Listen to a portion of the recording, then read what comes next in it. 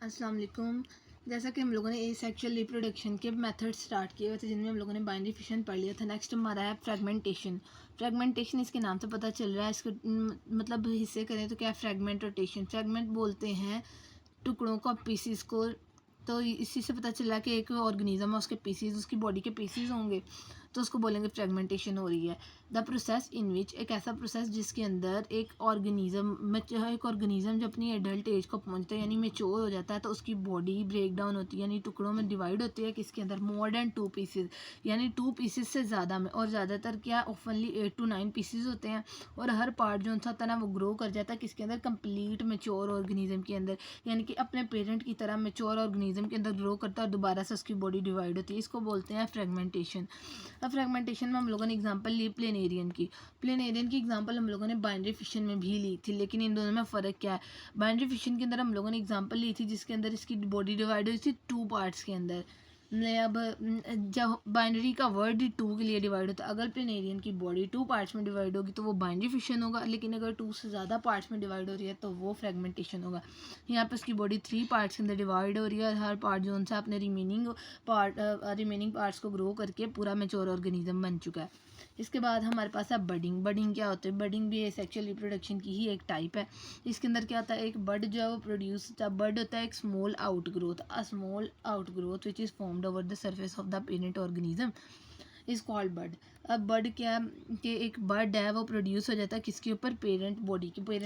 Parent की body के ऊपर एक स्मॉल बर्ड प्रोड्यूस हो जाता है और एक से ज़्यादा बर्ड्स भी प्रोड्यूस हो सकती हैं। यीस्ट की बात करते हैं। सबसे पहले यीस्ट होता है कि एक यूनिसेलुलर फंगस होता है। यूनिसेलुलर यानी कि ये सिर्फ एक सेल पर मुश्तमिल होता है, एक सेल से इसकी पूरी बॉडी बनी होती है। एक स्मॉल, इसके अंदर पढ़ें बडिंग कैसे होती है, एक स्मॉल बर्ड प्रोड्यूस होती है सेल के ऊपर, क्योंकि इसकी पूरी बॉडी सेल ही है। क्या होता है, न्यूक्लियस डिवाइड होता है, डॉटर न्यूक्लियाई बनते हैं और वो किसके अंदर चले जाते हैं? बड के ऊपर। और बड चाहे तो सेपरेट हो जाए, चाहे तो अपने पेरेंट के साथ ग्रो करे। लेकिन अगर बड सेपरेट नहीं होता तो ये कॉलोनीज बना लेता है, यानी कि एक बड बना, फिर दूसरा बना, फिर तीसरा बना और इस तरह कॉलोनी बन गई। ये हम लोग एग्जांपल डायग्रामेटिकली देखते हैं। एक पेरेंट यीस्ट है, यानी एक यीस्ट का हमने सेल लिया फंगस का। ये उसके अंदर ये देखें स्मॉल आउटग्रोथ बननी शुरू हो गई है। ये बड है, बड के बाद सेल डिवाइड हो रहा है, बड साथ साथ बड ग्रो कर रहा है, साथ साथ न्यूक्लियस डिवाइड हो रहा है। न्यूक्लियस 2 न्यूक्लियाई में चेंज हो चुका है, एक न्यूक्लियाई मूव कर रहा है बड के अंदर। न्यूक्लियस जो सा वो न्यूक्लियाई जो डॉटर न्यूक्लियाई बना था वो किसके अंदर ट्रांसफ़र हो चुका है? बड के अंदर। एक और बड बनना शुरू हो चुकी है। सिमिलरली इसी तरह पोटैटो के ऊपर भी बनते हैं। पोटैटो के ऊपर स्मॉल आउटग्रोथ होती हैं, यानी कि पोटैटो जो सा वो भी बडिंग के थ्रू ही रिप्रोड्यूस करता है। इसके अलावा कुछ एग्जांपल एनिमल्स हैं लाइक स्पॉन्जेस, हाइड्रा और कोरल्स। ये भी किसके थ्रू? बडिंग के थ्रू ही रिप्रोड्यूस करते हैं। एनिमल है यानी ये मल्टी सेलुलर बॉडी होगी, ये यूनिसेलुलर होगी नहीं, एक से ज़्यादा सेल्स पर मुश्तमिल होंगे। Bud is produce by mitosis. Mitosis के थ्रू एक स्मॉल सी आउटग्रोथ जिसको बड बोलते हैं वो प्रोड्यूस होती है। बड जो होती है इतनी लार्ज होती है, यानी अपनी साइज़ में बड़ी होती जाती है। कैसे बड़ी होती है? न्यू सेल्स बनना शुरू हो जाते हैं। जो बड होती है वो बड़ी होती जाती है। इसके साथ क्या होता है कि जो अब इसके बाद न्यूक्लियाई, डॉटर न्यूक्लियाई बनते हैं और वो किसके अंदर? बड के अंदर ट्रांसफ़र हो जाते हैं। वही सेम प्रोसीजर होता है। इसके बाद अगर चाहे तो बड सेपरेट हो जाए और एक न्यू ऑर्गेनिज्म के अंदर ट्रांसफ़र हो जाए।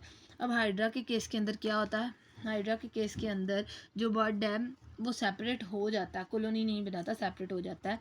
हाँ, ये एक हमने हाइड्रा प्लांट लिया हुआ है, लिए इसके ऊपर एक स्मॉल आउटग्रोथ बनी। आउटग्रोथ सेम टू सेम अपने पेरेंट की तरह उसकी कॉपी होना शुरू हो चुकी है। इसके बाद ये सेपरेट होकर गिरेगी और एक प्रॉपर प्लांट की फॉर्म में दोबारा से बन के ग्रो हो जाएगी।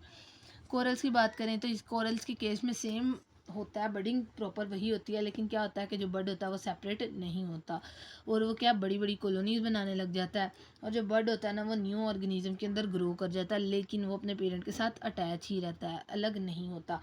इसी तरह ये कॉलोनीज बनाते हैं। तो इसके बाद हम, ये तो हमारा आज का टॉपिक है। इसके बाद हम जो रिमेनिंग हमारे 2 मेथड्स रह चुके हैं सेक्सुअल रिप्रोडक्शन के वो पढ़ेंगे इंशाल्लाह। अल्लाह हाफिज़।